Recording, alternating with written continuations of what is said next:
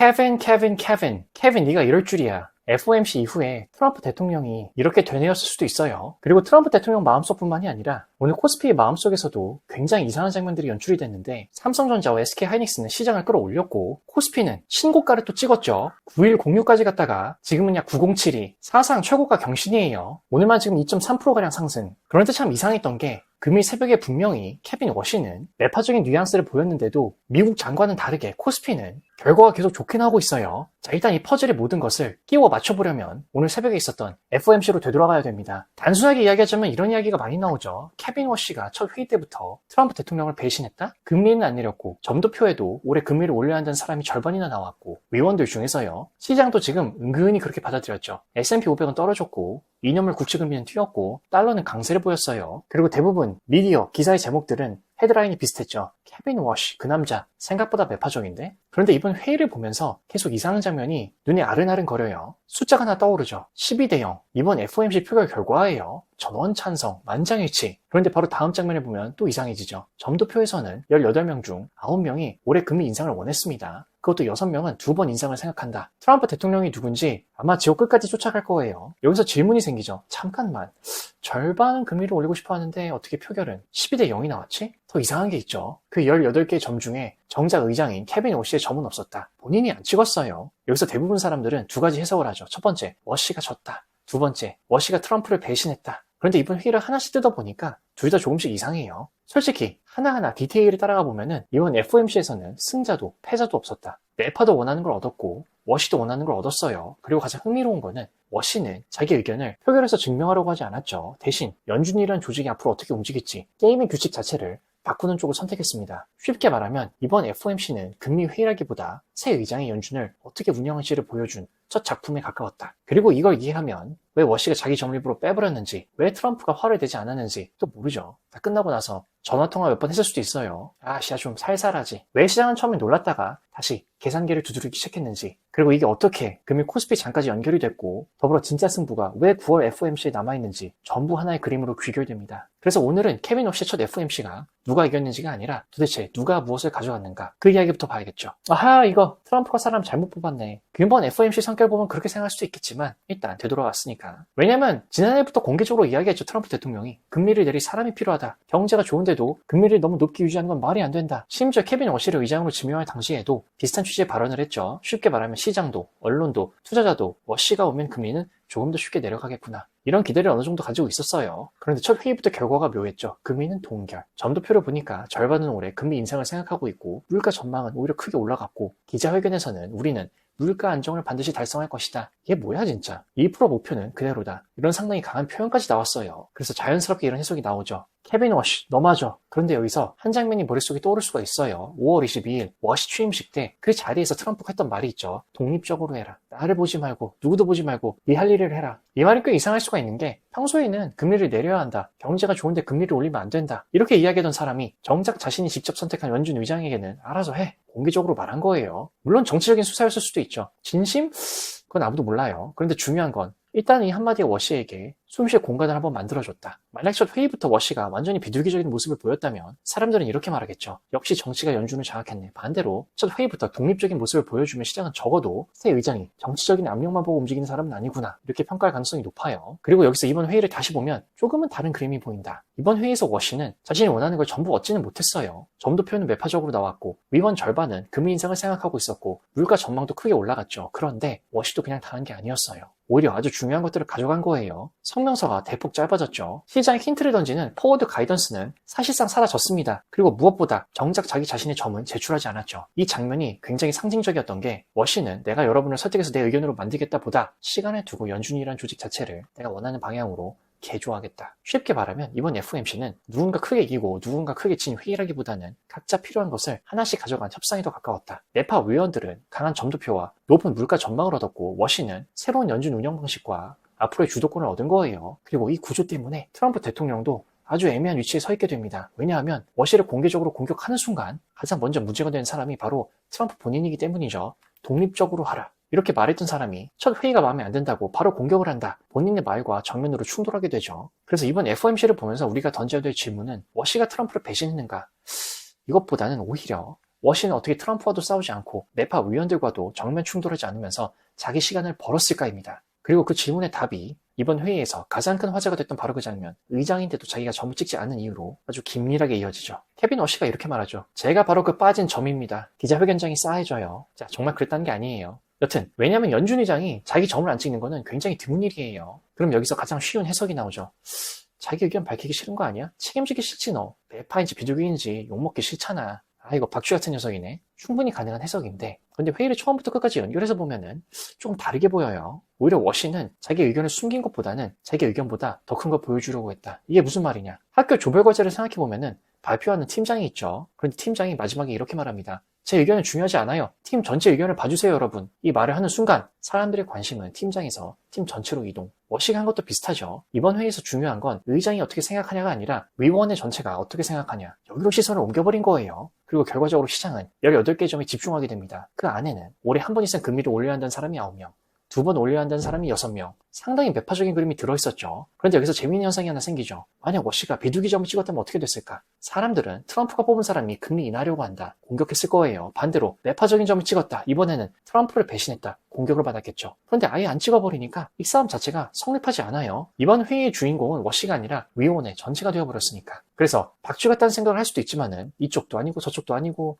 애매하게 가운데 있는 것처럼 보이니까 하지만 자료를 더 파다 보면 박쥐란 비유보다는 박쥐는 원래 입장이 없습니다. 그냥 상황에 따라 움직이죠. 그런데 워시는 그렇지 않아요. 이 사람은 계속 같은 이야기를 하고 있는 거죠. AI가 생산성을 높일 것이다. 공급 충격은 시간이 지나면 해결될 것이다. 지금 데이터는 너무 낡았다. 결국 미국 경제는 더 강해질 것이다. 계속 그레이트하게 만들자. 큰 방향은 계속 같아요. 단지 이걸 이번 표결에서 억지로 밀어붙이지 않았을 뿐. 쉽게 말하면 워시는 자기 철학을 포기한 게 아니라 자기 철학을 증명하는 시점을 뒤로 미룬 거예요. 표결로 이기려고 한 게 아니라 시간을 벌어서 시간을 번다. 이게 제일 중요해요. 오늘의 포인트. 시간. 데이터를 기다리는 쪽을 선택한 거죠. 코스피도 이따가 시간에 대한 이야기를 할 거예요. 그래서 이번 FOMC를 보면은 이런 생각이 듭니다.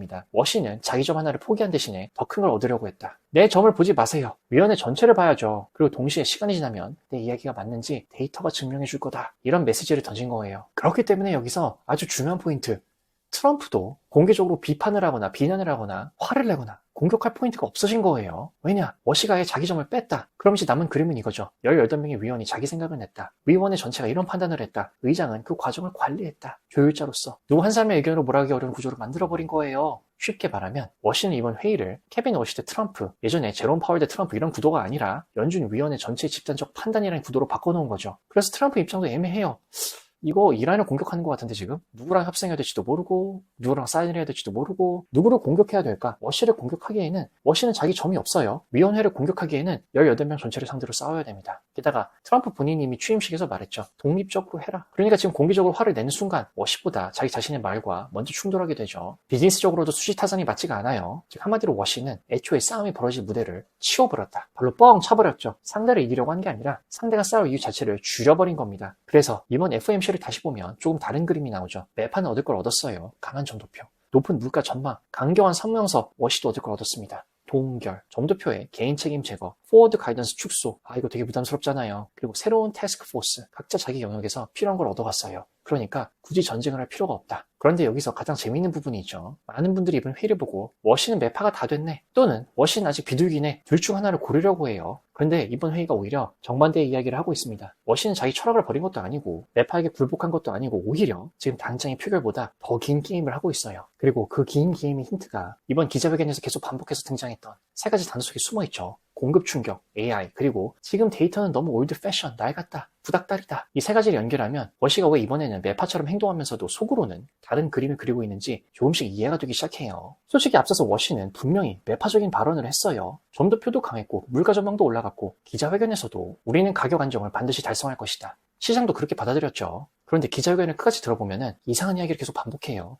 에너지 가격, AI, 낡은 데이터, 금리 이야기하는데 왜 갑자기 이런 얘기를 하지? 왜 데이터 수집 방식을 이야기하지? 그런데 이 세 가지가 사실 하나의 문장이라고 볼 수 있습니다. 쉽게 설명해보면은 경제학에서는 물가가 오른 이유를 크게 두 가지로 보죠. 첫 번째, 사람들이 돈을 많이 써서. 두 번째, 물건이 부족해서. 학생으로 치면 첫 번째는 학교 매점에 학생이 너무 많이 몰린 상황이죠. 그럼 가격이 올라가요. 이럴 때는 용돈을 줄이면 됩니다. 금리를 올리는 것도 비슷하죠. 돈 쓰는 속도를 줄이는 거예요. 그런데 두 번째는 다르죠. 매점에 빵이 안 들어와요. 공장에서 문제가 생겼습니다. 전쟁이 났어요. 석유 가격이 뛰죠. 이때는 용돈을 줄여도 빵이 생기지 않습니다. 오히려 학생들만 배고파질 수 있다. 워시가 계속 이야기하는 게 바로 이거죠. 지금 물가는 수요 때문이 아니라 공급 때문이다. 이게 맞다면 금리를 급하게 올릴 필요가 없어 얘들아. 그런데 여기서 끝이 아니죠. 워시가 AI 이야기를 꺼냅니다. 이것도 처음에는 갑자기 뭐는 또 AI야. 근데 논리가 이어져요. AI가 발전하면 생산성이 올라간다. 같은 사람으로 더 많은 물건을 만들 수 있잖아. 기업의 비용이 줄어들어요. 경제는 성장하는데 물가는 생각보다 더 오를 수 있는데 쉽게 말하면 예전 연준은 항상 고민했죠. 물가를 잡으려면 경기를 포기해야 하고 경기를 살리려면 물가를 어느 정도 또 참아야 되고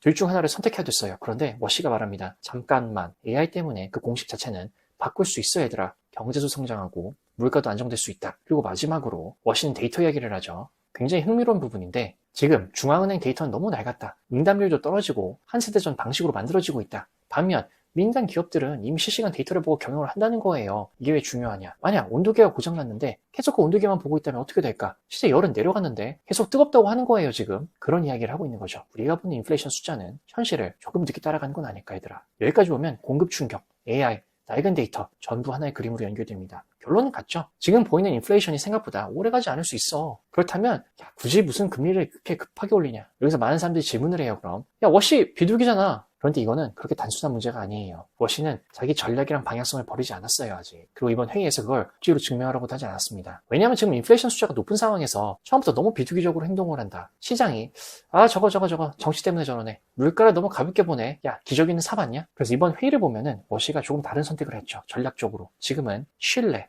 트러스트를 먼저 사두자. 신뢰를 비싸게 사는 게 아니라 지금 싸게 사두는 거예요. 인플레이션이 아직 높을 때 조금 더 매파적으로 보이고 가격 안정에 대한 의지를 강하게 보여주고 위원회의 강경한 분위기도 받아들이고 이렇게 신뢰를 쌓아두면 나중에 상황이 달라졌을 때 금리를 내리더라도 사람들이 정책을 굴복했다 이렇게 보기보다 데이터를 보고 정상적으로 판단을 했네 이렇게 받아들이는 거죠. 그래서 이번 FOMC는 앞으로 있을 진짜 긴 게임에 월드컵 개막식에 불과해요. 조별리그의 체코전은 이제 겨우 지난주 금요일에 한 번 있었을 뿐이죠. 그래서 케빈 워시는 이번 회의에서 당장 시작을 설득하려는 게 아니라 앞으로 몇 달 뒤를 준비하는 신뢰를 구축하고 있다. 그래서 이런 정교한 전략적인 케빈 워시의 FOMC 모험기와 더불어 오늘 코스피 시장에 들어온 돈이 들어온 시장이라기보다는 돈이 숨은 시장이라고 보는 표현이 더 맞는 것 같아요. 오늘 시장을 단순하게 보면은 외국인이 돌아왔구나, FOMC를 넘겼구나, 거봐 얘들아. 그렇지, 또 코스피도 신고가 찍고 맞아요. 하지만 또 하나의 장면도 봐야 되는 게 번화가 뒤편에서는 슬럼가가 있죠. 프로그램을 이틀 연속 팔았어요. 프로그램 비차익 거래가 FOMC 전날에는 마이너스 2조, 오늘은 마이너스 1.1조. 프로그램 매수 상위 100개 종목을 봐도 상당수는 오히려 주가가 빠졌죠. 그런데 코스피는 신고가. 그럼 재밌잖아요. 궁금하잖아요. 질문이 생기죠. 도대체 누가 어떻게 이 시장을 올린 걸까? 물론 상승장은 맞죠. 올랐으니까. 하지만 중요한 거는 여기저기서 같이 오른 건 아니다. 자동차도 오르고, 조선도 오르고, 금융도 오르고, 철강도 오르고, 반도체도 오르고. 좋아, 다 같이 가자. 이런 느낌은 아니었어요. 근데 일단 큰 종목들만 슬쩍슬쩍 밀어 올렸죠. 넓은 들판을 소리 지르면서 뛰어간 게 아니라 아주 좁은 다리 하나를 건너간 거예요. 그 좁은 다리에 이미 다 아시다시피 삼성전자와 SK하이닉스죠. 물론 삼성전기도 핫했죠. 그리고 외국인은 오늘 한국 시장 전체를 샀다기보다는 한국이란 창구를 통해 AI라는 거대한 이야기를 사고 있었다. 왜냐면 오늘 돈의 움직임을 보면은 계속 같은 특징이 나오죠. 현물에서도, 장중에는 선물에서도, 주식 선물에서도 외국인은 가장 큰 곳으로 향했어요. SK하이닉스의 경우 지금 6거래일 연속 외국인 순매수가 찍혔죠. 기관도 동반 보조. 삼성전자의 경우 기관의 5거래 연속 순매수에 더불어서 오늘은 외국인도 그 배에 같이 탑승했어요. 여기서 재밌는 건 반도체도 다 오른 건 아니다. HBM 장비주들은 쉬어갔고 다른 업종들도 상당수는 약했죠. 오늘 돈은 시장 전체를 넓게 덮지 않았다. 가장 유동성이 풍부하고 가장 확신이 큰 곳으로 굉장히 집중해서 들어갔다. 이게 오늘 시장의 핵심이죠. 한국이 좋아졌다는 큰 선언보다는 워시가 무슨 소리 하는 거야? 일단 지금 당장 확신할 수 있는 건 이거다. 가장 자신 있는 카드부터 꺼낸 거죠. 삼성전자와 SK하이닉스. 그래서 오늘 신고가를 조금 다르게 보자면 시장의 모든 종목들을 품으면서 만들어낸 신고가가 아니라 확신이 있는 자금이 확신이 있는 산업으로 확신이 있는 종목으로 굉장히 선택적으로 들어오면서 만든 신고가예요. 이게 중요한 이유는 감시장의 진짜 시험은 항상 그 다음에 나오기 때문에 첫 번째 돈은 늘 가장 큰 종목으로 가죠. 두 번째 돈은 그 주변으로 퍼지죠. 세 번째 돈이 시장 전체를 또 움직여요. 그래서 앞으로 우리가 봐야 될 거는 삼전이 얼마나, 믹스가 얼마나 중요하죠. 하지만 더불어서 소외됐던 종목들이 외국인이 열어놓은 저 좁은 문을 따라서 같이 들어오기 시작하냐 마느냐. 만약 이런 변화가 나타난다면 오늘의 신고가는 단순한 숫자 하나가 아니라 시장 전체가 새로운 국면으로 들어가는 출발점이 또 될 가능성이 있다. 반대로 계속 소수 종목만 올라가고 나머지가 따라오지 못한다. 오늘의 신고가는 생각보다 훨씬 얇은 기반 위에 서 있는 거일 수도 있죠. 즉 오늘 외국인은 본인들이 가장 확신하는 미래를 한국에서 먼저 샀다. 이게 바로 오늘 현물, 선물, 프로그램, 비차익, 삼성전자, SK하이닉스를 하나로 묶어주는 중심축이 되는 거죠.